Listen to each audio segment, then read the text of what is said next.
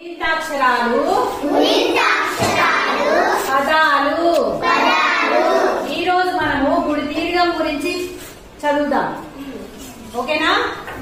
గుడి దీర్ఘం ఉందనుకోండి, మనము ఈ అని చదవాలి. ఏం చదవాలి? కా నుండి రౌతి వరకు ఇప్పుడు మనం అన్నిటికీ ఈ అని చదవాలి.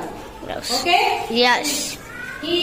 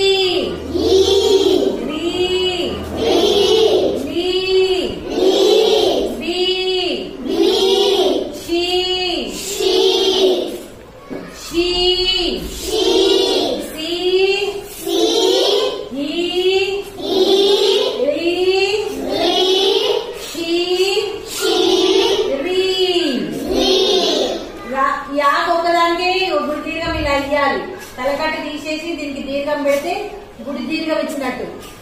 అర్థమైందా? ఇప్పుడు మనం పదాలు చదువుదాం. గీత, చీమ, పీట,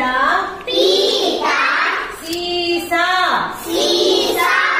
ఈగ, నీడ,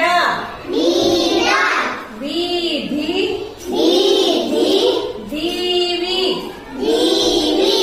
నీగడ, చీకటి, పాలమీగడ,